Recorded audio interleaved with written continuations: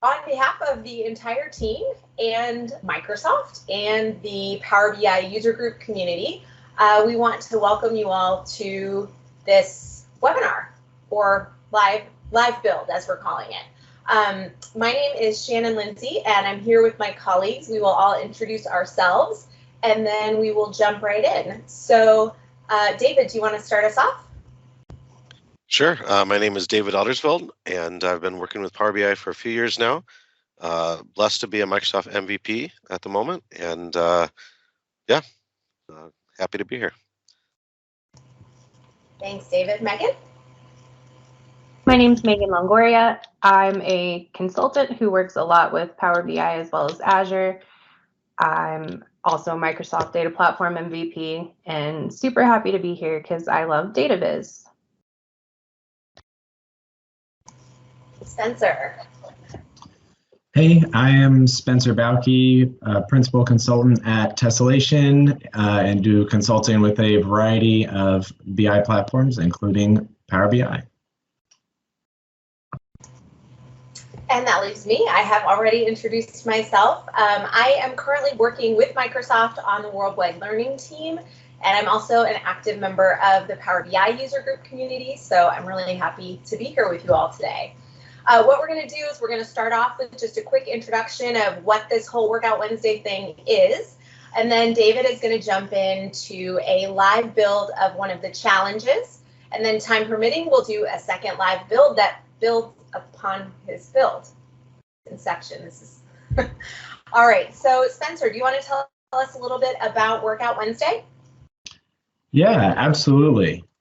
So for those not familiar, Workout Wednesday is an initiative created and driven by the Power BI community that features weekly data challenges that are intended to help participants build their skills, discover new features in Power BI, and to also drive engagement with other members within the Power BI community. You can find our weekly challenges published on workout-wednesday.com. If you go up to the top of that website, workout-wednesday.com, you can find a button that says Power BI Challenges. You click there and you'll find all of the challenges that are posted on a weekly basis. So you go in, you see the challenge, there's requirements listed, and then you try and complete the challenge, and then we encourage you to share back the solution to your challenge or your end product on Twitter, LinkedIn, whatever social media, using the hashtags WoW2021 and hashtag Power BI as well. So if you're, if you're new and you're wanting to look through and see what people are doing, you can go on Twitter, search those hashtags, and you can see not only the challenges that have been posted, but things that people are submitting as part of their weekly challenge completions. So without further ado, I'm going to pass this over to David, and we can get this party started. Thank you, Spencer. So I should be sharing my screen here. Let me know if you're not able to see it. Perfect. So I can't see my screen share on the other monitor, but I'll trust you there. But the persona I'm going to adapt today is someone that's newer to Power BI. And one of the great things I find about these Workout Wednesday challenges is that it's meant to be something that can build over time. So if you've never done anything with Power BI, there's something for you. If you've been doing Power BI for 2 years, you could be picking up on tips. And the persona I've got is somebody that's newer to Power BI. I have to pretend, obviously, but I'm going to be working in an organization that just is very table-driven, maybe export to Excel.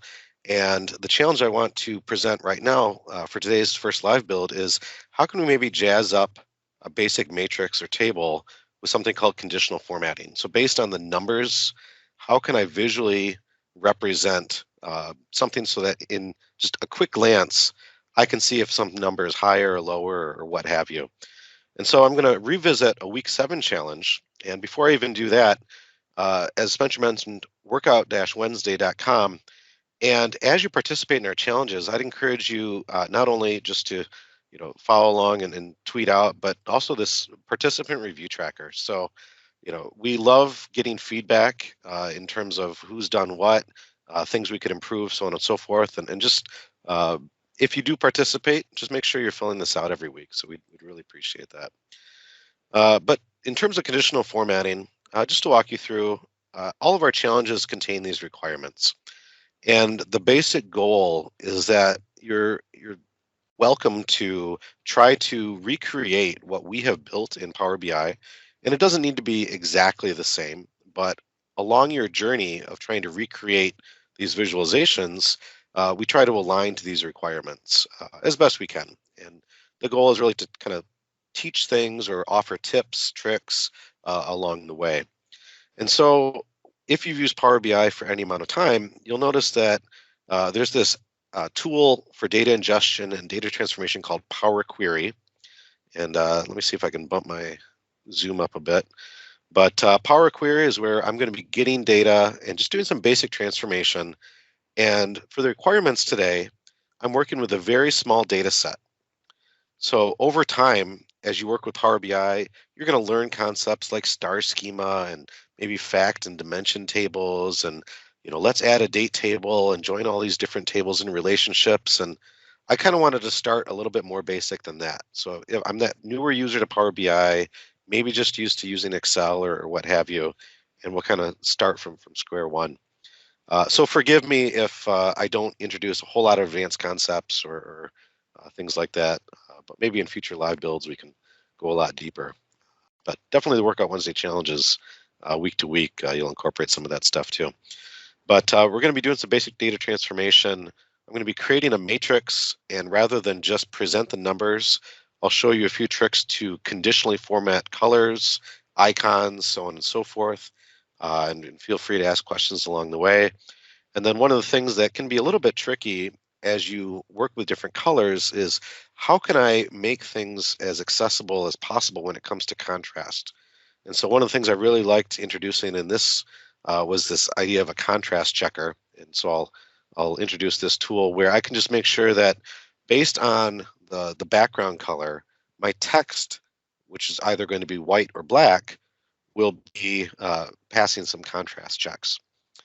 And then adding some icons next to any, in this case, lake that meets a certain criteria of ice coverage being 100%.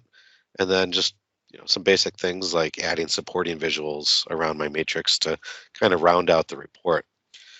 So if I look at the live sample that's embedded here, the matrix was the main thing that was part of this challenge. And if you're familiar with the Great Lakes in the United States, there are 5 Great Lakes. New York might like to say that Lake Champlain is kind of a Great Lake, but it's not really. There's 5 Great Lakes. And each year during the winter time, each lake has a certain percentage of ice coverage. So we're temperate enough of a climate where we get lake that occasionally freezes over, such as Lake Erie. It's very shallow, more likely to freeze over. And you'll see it's darker color here. Whereas Lake Ontario, even though it's a smaller lake, it's very deep. So it's not as likely to freeze over. And you can see that when I've conditionally formatted this data, because Lake Erie is a lot darker as the numbers are higher, and Lake Ontario is a lot lighter because the numbers are smaller. And it's just one of those approaches where if you work with a lot of tables or matrices in your own visualizations, maybe you're at that company that just loves Excel and loves pivot tables and just want a way to kind of spice up these pivot tables, conditional formatting is a great way to do that while still giving people the detailed numbers. All right, so I'm going to jump over to my data set. And not every week, but some weeks we host data on a site called data.world. And this is a great public site. You do have to use a login, but Power BI has a built-in connector for data.world. And I mentioned this is a pretty basic data set. It's just an ice coverage data set for about 50 years worth of data. And it's got data for the 5 Great Lakes and then a total that's this all lakes. And so when I connect up here, what I'm going to be doing is I'm going to be ingesting this data into Power BI and then transforming this data so that I can then put it into the matrix within Power BI. All right. Any questions while I've been talking here? None so far. Awesome. And I'd agree, color contrast is very, very important. It's something where not just looking at fonts and backgrounds, but just visualization. And if you do any kind of layering longer term in Power BI, just, you know, it makes a difference when you look at accessible data visualization versus just kind of going for whatever you want to do. But in any case, I'm going to go out and get data, and the common data sources are listed here. Data.world is not a common enough source to make that list. So I click on more, and I start typing in the search bar here. I could scroll forever, but I type in search, and eventually brings up data.world. I'll click on that and then hit connect. And it tells me it's a third-party service. And if you've signed up for data.world, you at this point may be prompted for a login. I've already logged in, so that's why it just brought me here. But it asks for an owner, and then it asks for the dataset ID. And you can even see in the URL, the owner is my account, Dataveld, and then the URL for the dataset contains the dataset ID, which is WoW2021 week 7. And so I need to incorporate that in. So I'll type out Dataveld, if I could spell it right. So I've got my owner, I got my dataset ID, and this query is optional. I'm just going to bring in the entire data set. So I'm just going to leave that blank and hit OK. And this is the fun part, because you're going to see two options when I have this preview up. I check the box, and even though the tempting option here is yellow and it's load, that's never the one you want to do first. So if there's any PM from Microsoft watching right now, and they wanted to like highlight transform data instead of load, transform data is what takes me into the Power Query editor, where I'm able to actually take the data and do some basic cleansing and transformation of that. Load would just load directly to my data model, which is not what I want right now. So occasionally you could just directly load, but more often than not, you'll be entering the transform data area with Power Query editor, which you can see here. And if I were to revisit my requirements, I'd see some basic cleaning steps that I need to do. But the biggest one is that I want to take all these different lakes that are currently columns, and I want to make them rows. And we'll see why this is advantageous from a Power BI perspective when we get into the visualization. But I also want to account for this all lakes. And I'm going to click here, and everything is kind of column driven. So I can't just click in a cell like I can in Excel and just kind of type or change things. Everything that I do affects the entire column. So if I right click on all lakes and choose remove, I remove the entire column. And what I want to do now is transition these columns for the lakes that remain, these 5 Great Lakes, into rows. And to do that, we're going to use a transformation called unpivot. So a lot of times we'll have data that is going to be in this format where the columns, whether it be years or in this case lakes or whatever, we just want to kind of make them categorical instead of their own separate columns. And so the unpivot transformation is a great way to do that. There's actually 2 ways to do it just using point and click here. One of the great things about Power Query as well is you'll notice these code that appears in the formula editor. I'm going to do all this without code today. Some of our challenges get into using Power Query and getting into this code, this M code in the advanced editor. For today, it's all just point and click. So the 2 ways to do it for unpivot, I can actually just highlight all the columns that I want to unpivot, and I could right click and say unpivot columns. That's not my preferred way to do it for this one, because I learned from someone wise that the first rule of BI is this person was lazy. And I'm not going to say the person's name, but he told me that if I can do something in a more efficient way, do that way, because that person was lazy. So in this case, I'm just going to click one column, the year, and I can right click. And there's also this unpivot other columns option.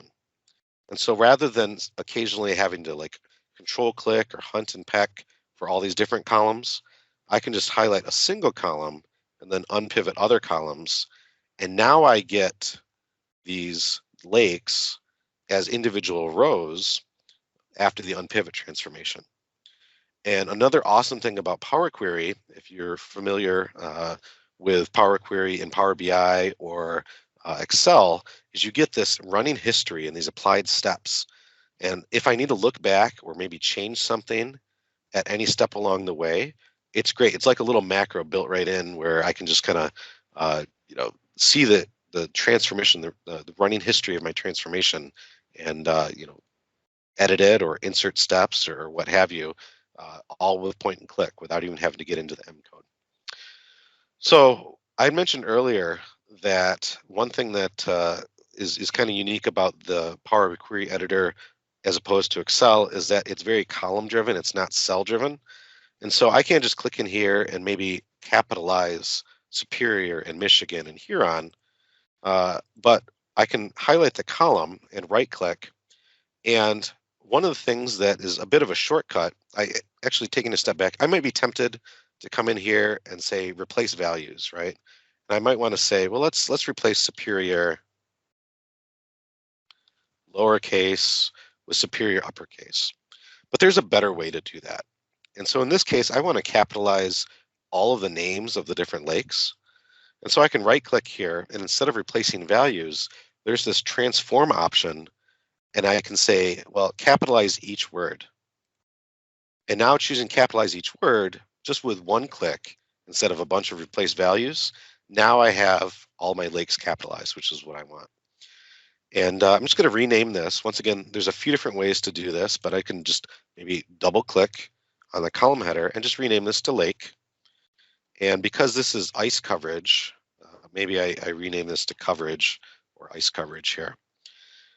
Another thing that I want to pay attention to are the data types.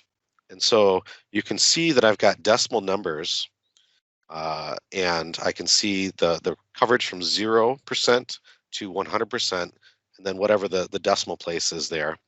But then up in my year, I also have this assigned to a decimal number. And in this case, I don't want a decimal for a year. I'll flip this over to whole number. And so I click on the icon in the top left corner of the column, and then I have this option to change the data type, and I can see it change to whole number. And as you grow with Power BI, you may learn more efficient ways to do this, but it's something where just from a basic introduction to Power BI and kind of getting started, I've got the requirement fulfilled. I've got the year, the lake, the ice coverage. And at this point, I think I'm ready to close and apply and load my data into the data model. Before I do that, just want to make sure that if there are any questions relating to Power Query, before I jump out of this area, feel free to chat or ask or what have you. No questions in the chat, but some good comments about the ability to rename steps. Yeah. Rename one just for demo purposes real quick. Yeah, so I can come in here and capitalize each word. For instance, I can just come in here and rename this to make lake names better or whatever you'd want, just so that it's clear for you as the user or longer term, the person that might need to maintain your solution versus I've renamed columns and I'm at rename column 20, and rename columns might be rename year or whatever, just to be more specific. There's a lot that you can dig into when it comes to Power Query. And that's just the tip of the iceberg, because for this challenge, we're not even getting into this advanced editor and this M code. There's tons you could do, but you can see here for each of these steps, it would reflect that rename as well. And then I've got this M code with all these different functions driving the changes in the data, but I never had to code it. I always used the UI. I always pointed and clicked and typed things out. So it's something where whether you're brand new to Power BI or you're that coder and you've been using it for years, there's kind of something here for everybody. All right, so I'm going to hit close and apply. And I'm going to focus in on the matrix here. I want to make sure, Shannon, you get some time to do yours, which builds on it. So I'm only going to build one visualization, which is a matrix. and then I'll turn it over to you. But there we go. It's like the smallest data set, but it took a little second extra to load that I wasn't anticipating there. All right, so I've got my 3 columns loaded up here. And if I wanted to see what the data looked like at this point in time, one of the things that I'm going to show you over on the left-hand side, there's a data view. And so I can click on this icon. There's one of 3 icons here, and I can just get a preview of the data. And the product team added the ability to sort and to filter and so on and so forth. But this is more just kind of informational, because if you filter here, it's only going to filter this particular screen. It's not going to impact the visualizations that you add to the screen or add to the report canvas. It's really just kind of exploration about the data on this data screen. But it's great, particularly as you grow into larger models, to be able just to get a better sense of the data itself without having to do something crazy like export it to Excel or what have you. All right, so I've got a basic visualization here that's a table visual just by virtue of clicking in on all these different columns, and I get my table. What's a table as opposed to a matrix? You can see here a number of different visualizations. I kind of feel bad because Power BI, we really want to be more summary driven. But remember, I adapted this persona that's, this person that's really familiar with Excel, right? And just is very table driven. But there's this wealth of other visualizations that I'm not going to focus in on. Shannon, I think you've got a line chart, but it's something where I want to focus in on just that very beginner user who's used to pivot tables, maybe in Excel. And so the table visual is this one here. And basically, I just have the ability to add my columns, add my values, and they just appear as columns here in the table. The matrix is different. The matrix is more like your pivot table in Excel. And I'll enlarge it here. And I have options for rows, columns, and values now. And what I need to do for my requirement is I want to put the year onto rows. So I can click and drag.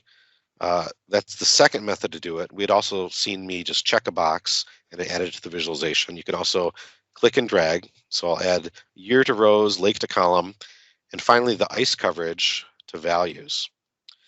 Another thing that just as I look at it, it's not too important for this particular challenge, but the year has a little sigma symbol next to it.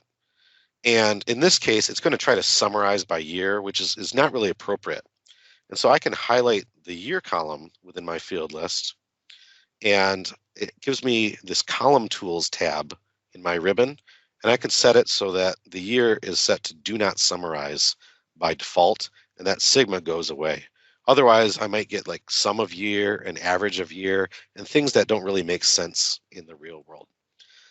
If you're paying close attention to my matrix, you're also noticing that I'm getting things that don't make sense when it looks at the totals. And that's because the default summarization for ice coverage, default summarization, default aggregation is sum. But maybe I want that to be average, and you have some flexibility here. This is called an implicit measure. And if you grow deeper into Power BI, which I hope you do, or if you're already there, a lot of times we will build what we call explicit measures. And we're coming in here and we're adding a measure explicitly using this formula language called DAX. And I intentionally wanted to first start off this live build by not doing anything in DAX, but that's coming. So it's something that as you grow deeper into Power BI and as you have more experience, you can be creating these explicit measures like sum of coverage, so on and so forth, using the built-in formula language DAX. So today, I'm not going to go that deep, but over time, as we do these additional live builds, and definitely as we do the weekly challenges, DAX is going to be your friend for more advanced calculations, because I just coined that term out of nervousness. Anyway, looking at the requirements, I'm going to increase the size of my grid. And one of the things I really struggle with sometimes is the format options are a little hard to find because there's so many, and there's this like accordion control with expand and collapse. And a lot of times I find myself like hunting for the name of a format option. But the search is going to be your friend. So I can come in here and maybe I forgot that text size was under grid. I could just start typing something like size, and it's going to give me all the different options within my format area that have size in that name. And so, I've got text size for column headers, and that will increase only the column headers. I've got text size for rows. I've got text size for grid, wherever that went. There we go, there's grid. And so I can bump up the size of the grid, and that's going to increase the size of the text for everything that appears there, unless it's overridden for like column headers or row headers. Another thing is totals. Maybe I don't want those totals to appear with the averages. I can just start typing in total, and then the default is on for row and column sum totals, but I can just click on this toggle, and now they're off. Now they're gone. So that was another part of the challenge that you were supposed to recreate. And now we'll get into the final step here, which is the conditional formatting. And I'm going to show you 3 different ways to do conditional formatting out of the 5 different options that appear in Power BI. And once again, there are different ways to approach it. So the way that I tend to use conditional formatting is I will come into the values area and click on this little caret or arrow, and there's an option here for conditional formatting. And today we'll focus on background color, font color, and icons. The alternative way to do it is within the format options area. You can find an accordion value for conditional formatting, and then you can select whatever measure value you want and just toggle on the conditional formatting as well. But I'll take my usual approach and go with the values arrow, conditional formatting, and I'm going to change the background color. And the requirements say just a very basic scale. It's nothing fancy, but I'm going to do it this way first, and then I'm going to flip it over to rules.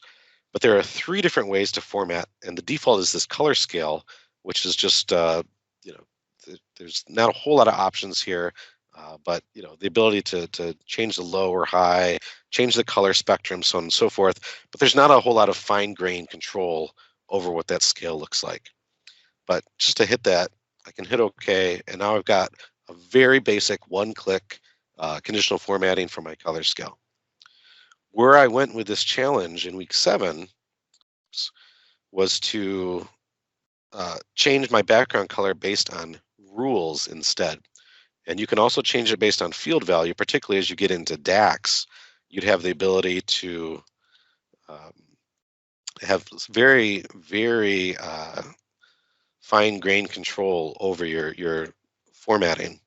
But I'm just going to select a basic color spectrum here that I had aligned with in the requirements, just saying as the percentage increases, the number and percentage is actually kind of the same, 0 to 100, just by virtue of this particular data set.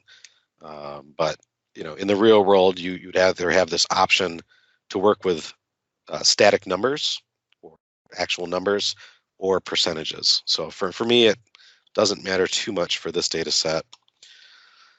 But I've got this scale that I've built just by adding these different conditional rules saying if my ice coverage falls between each of these different numbers, it's going to apply this particular color. And for some of these darker colors, we're going to notice right away that it's very hard to read. And this is where that color contrast comes into play. And you can see, for instance, anything in the 90s, anything that's 100, the dark blue with the black, it's just terrible to read. And so one of the great things is that there's an additional conditional formatting option for font color. And once again, you can get crazy complex when it comes to color rules here. But if I wanted to look at something that was like this dark blue, I use a tool that's just this free tool called Instant Eyedropper. And I've got this icon in my system tray, and I can just say, okay, for my dark blue, it's this 094 780. And just quickly, I can go out to this contrast checker, and maybe I put in that dark blue 094780, and I find out that my foreground color, which is currently black, doesn't pass this contrast test. But I can put in my hex color for white, all Fs, and I can see, whoa, for this particular color, I want that to be white instead of black, and it passes the contrast check. So once again, I'm not going to try to recreate everything exactly, but at least for, or I'm not going to check everything, but at least for the darkest color here, quickly get in and do font color, and choose rules.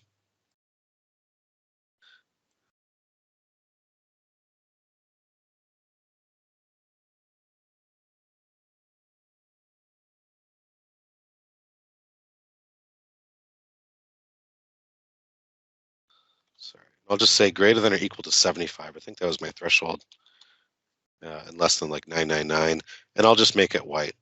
Otherwise, I think it defaults to black. Yeah.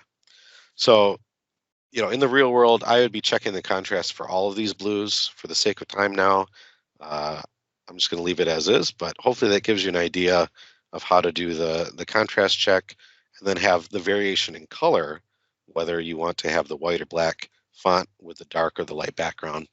And then really quick, the final one here for conditional formatting are icons. I had a requirement that said, if the lake has maximum ice coverage of 100%, which you can see for Lake Erie in 1978, 1979, and I think 1996, I'm going to add a little star next to it, because stars are fun, right? We like gold stars if somebody gets 100%. And in this case, once again, I can rely on rules. And I actually need to delete rules for this because I only have the condition that I want to match 100%. And so I just have this one. But if it's 100, I don't want to have this red diamond. I want to have a star. So Power BI has all these awesome icons built in where now I can give that 100 a gold star. And then I can also change the placement. So left of data, icon only, right of data, so on and so forth. You have some control over how this appears within the matrix. But now I've given Lake Erie a gold star for those years. And then guess what? Lake Superior happened to get frozen over in 1996 as well. So I think that's probably enough for the challenge. Feel free if you wanted to review the requirements and do more. But before I turn it over to Shannon, any comments, questions on this particular example?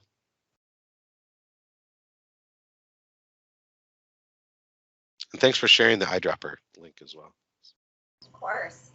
Lots of chat, but not any specific questions. Does anyone want to ask David any questions about the week 7 challenge?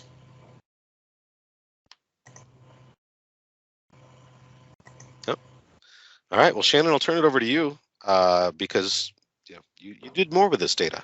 You extended this, which is great. So go for it. Right. Thank you so much, David. I hope that everyone learned at least a little something, whether or not you are new to the tool or have been working with it for some time. So I took what David built and recreated it, my own recreation of the challenge, and then I built on it with the data in the next tab. So we are now looking at forecasting and anomalies, and we also used the smart narrative visual in this challenge. Apologies ahead of time. My computer moves at a sloth's pace when I'm sharing my screen, so I may be clicking and doing things, and there's like a 2-second delay. But what I want to show you right now, quickly, speaking of that delay, is I just want to show you what the challenge is before we jump into it. So what we're going to do is we are going to look at the trend over time of the ice coverage by year. Then we're also going to call out some anomalies in the coverage by year.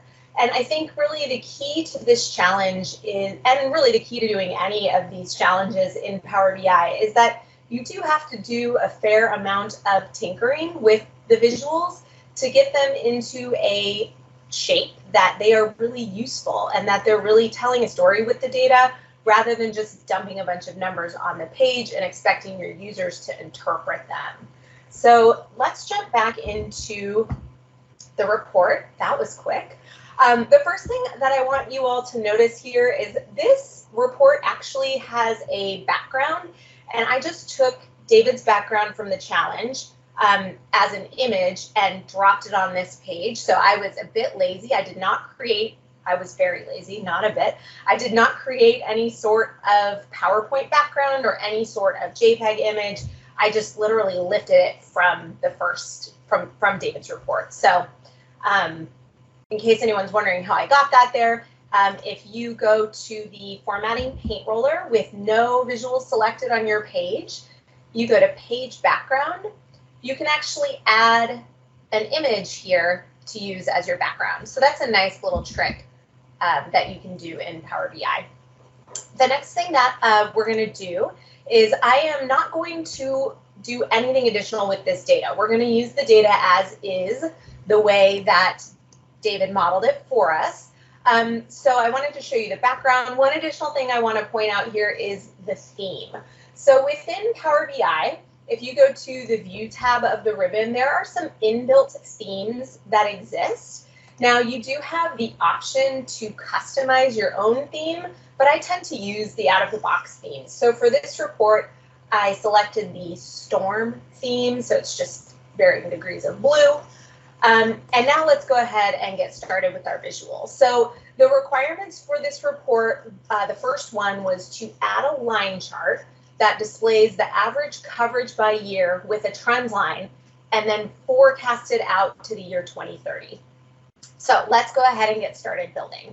So the first thing I'm going to do is grab my line chart and I'm going to pull it to where I think it belongs. One just additional thing to point out here as I'm looking at my screen, I'm noticing more things that I haven't covered.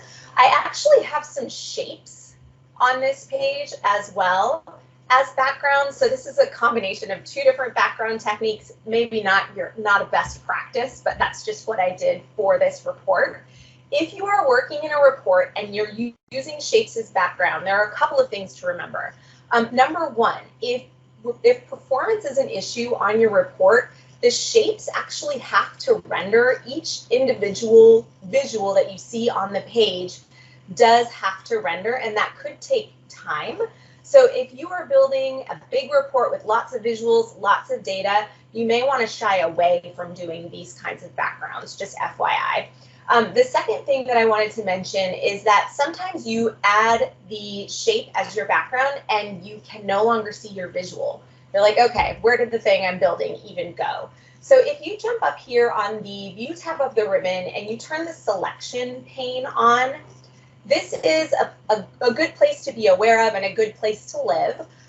You can see, similar to PowerPoint, you have the ability to drag your different items on the page from front to back. So you've got your layer order here. You can rename things here. You can show and hide different visuals.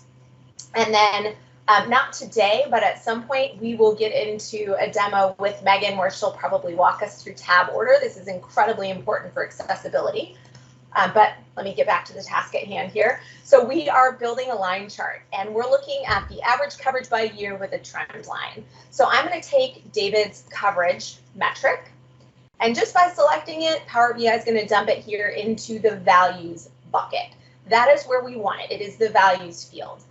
For those of you that are just starting out using Power BI, what you may find is that when you play with each of the different types of visuals, it takes a little bit of thinking to think about, okay, which field goes in which field well? Is it on the axis? Is it on the value? I always like to start with the value because that helps me think about what is it that I'm trying to look at.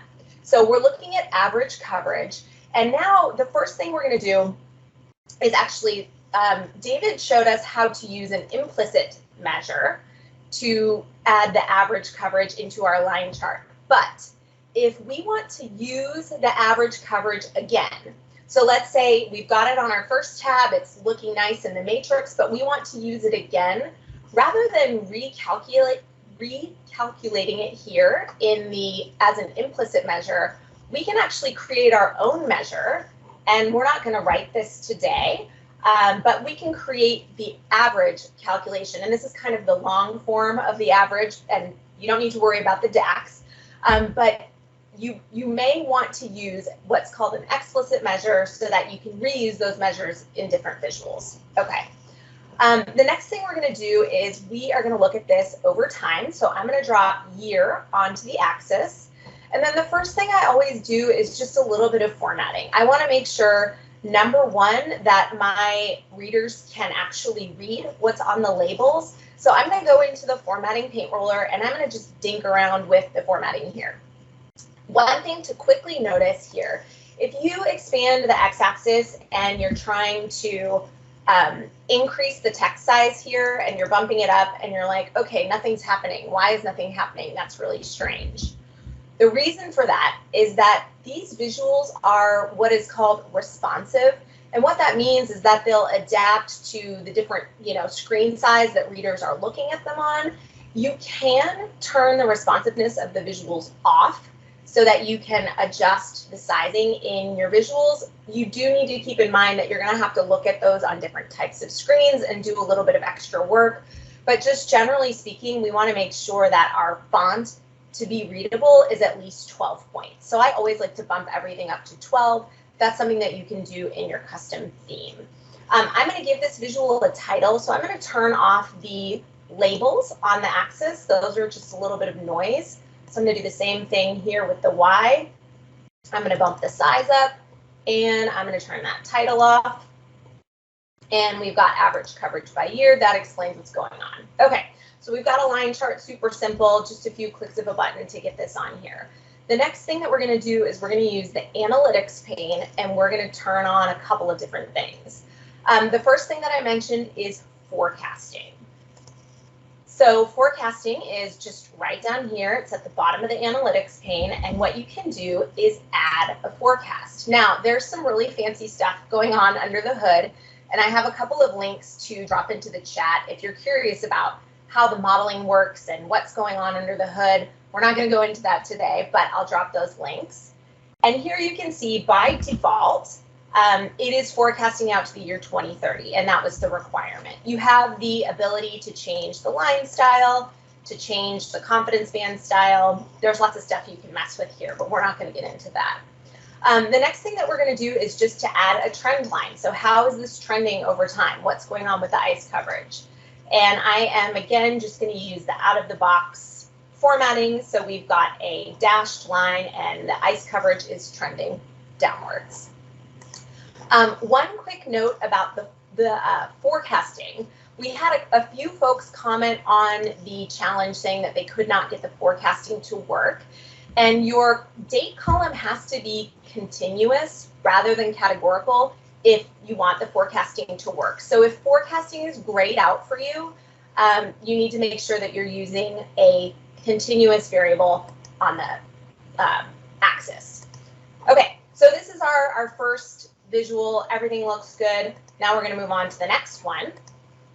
And we are going to add a second line chart. And in this one, we're going to display average coverage by year showing the anomalies. But actually, before I build the second one, are there any questions in the chat? I actually don't have the chat pulled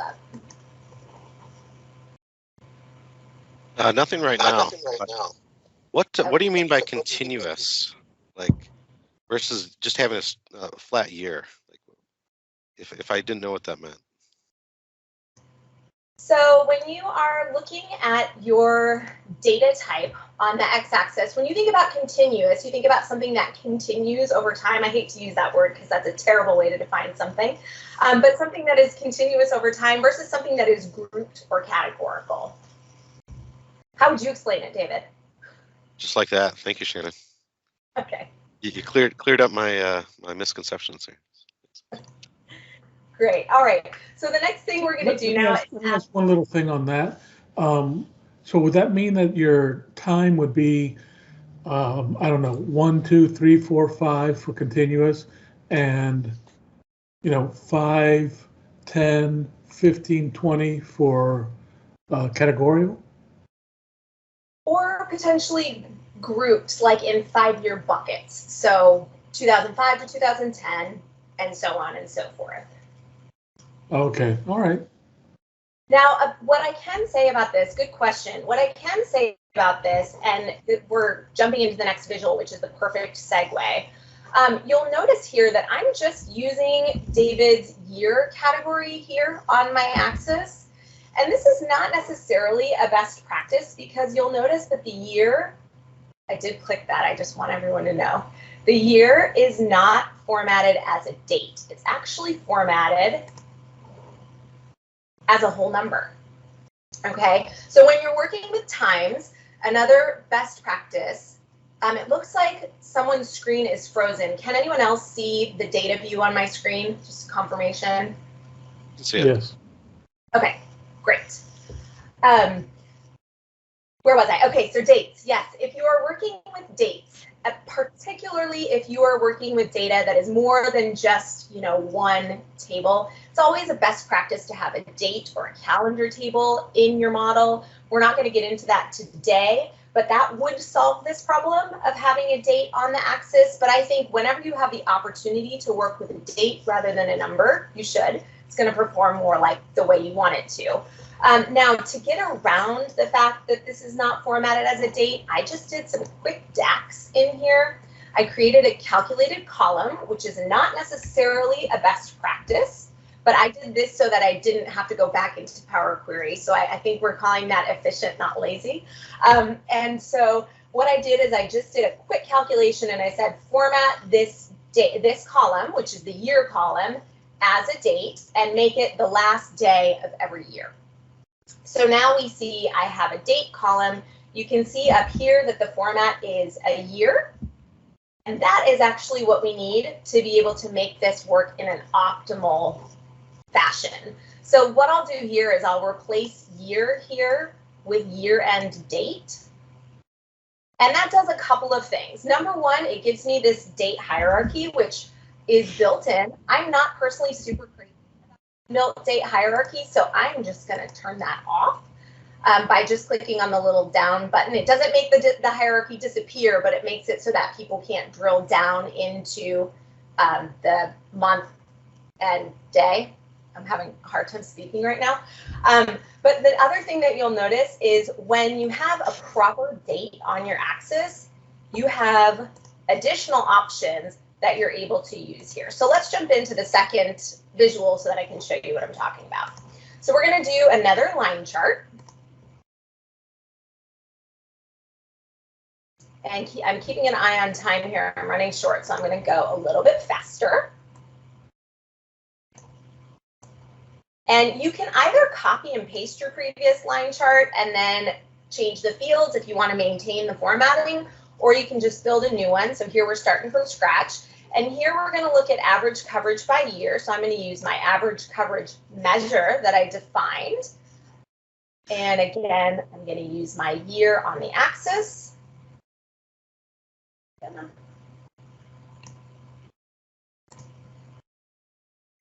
There we go. Boom. Okay, so the next thing we're doing now is we are looking at anomaly detection. So when are there years where crazy stuff is going on and we need to dig a little bit further? This really will help, not only us as analysts, but this will help your end users to understand what's going on. And I will show you how and why. So now you can see in the line chart, I've got this little find anomalies option, which is at the very bottom of the analytics pane. Is that the right word? And yes, okay. So I've got find anomalies, and let's go ahead and just turn this on. We're going to turn it to 75% sensitivity just because that was the assignment. And now what you can see here, let me just minimize some of these panes, is this really points out to us that we have got some interesting stuff happening in our data. So if I select one of these anomalies, you can see here that in the year 2012, the average of all the lakes was unexpectedly low. And here's a possible explanation. Now, this is really crazy smart, okay? So this is saying a possible explanation is that in Lake Erie, the average that year was particularly low. So here's another feature that I love. You can just go ahead and click Add to Report. And that is going to add this visual that you can then customize to your report. So I am going to actually stop there. So we now have our 2 line charts. We are using a few different kinds of inbuilt AI and machine learning, and that is going to help us understand our data. So I'm going to pause on the actual demo and open it up for some questions.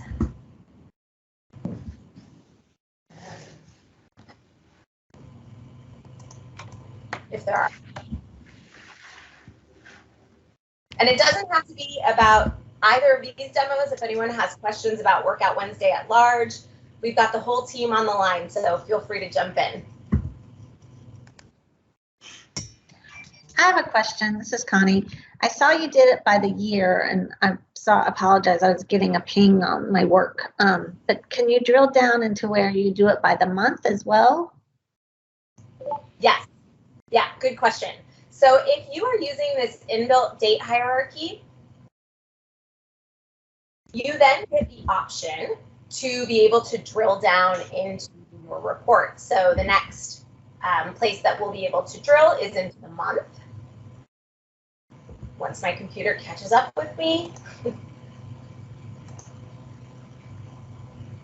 This data isn't very suited. It's not suited very well for it, like your business data might. Connie, does that answer your question? Yes, I appreciate that. Yeah, thank you.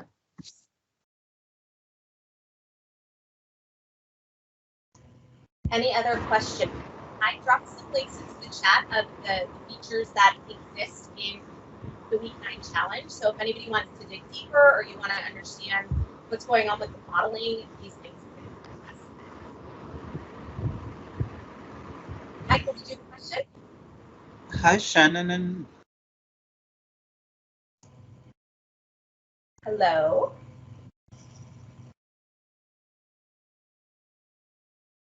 I didn't catch who that was, but hi.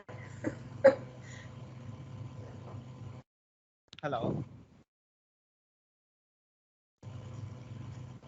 Miguel is asking if we publish the link of the videos. So yes, good question. Are you referring, Miguel, to the video, this recording today, or the solution videos for each challenge? Both. Both. Okay. So the video for today will be published on the Power BI User Group DC's YouTube playlist, and I'll drop that into the chat. We'll publicize that via Twitter and LinkedIn when it's ready. And then for each week, we also post a solution video. We try to post it as soon as we're able, and we post that right inside of the blog post.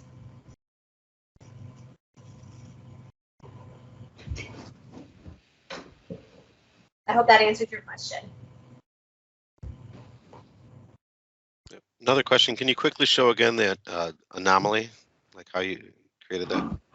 Yes, absolutely. Let me just take it off here. So the team at Power BI has made this so incredibly easy for us. I mean, it's really remarkable some of the things we can do with our data in here. So let me just remove this entirely. All right, so with our visual selected, and remember you do have to have a date on your x-axis, I am going to jump into the analytics pane here. I'm going to scroll all the way down to the bottom to find anomalies. And then all you need to do is click add.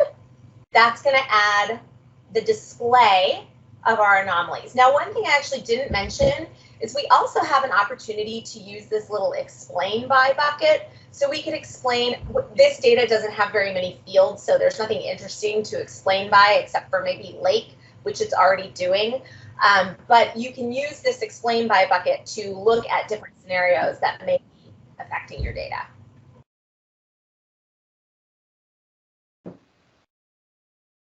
I hope that answered your question, Petra. Yes, thank you. Alrighty, so we have only 2 minutes left. Does anyone have any burning questions or wants to come off mute and say hello?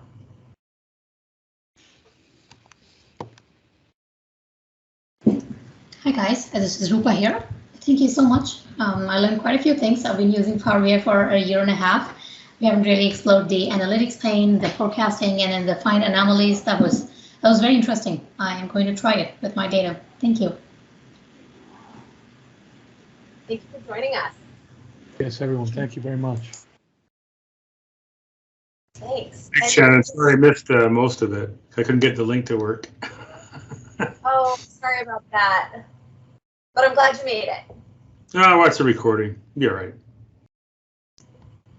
And Jane is asking in the chat, is this a weekly online meeting? Unfortunately, not yet.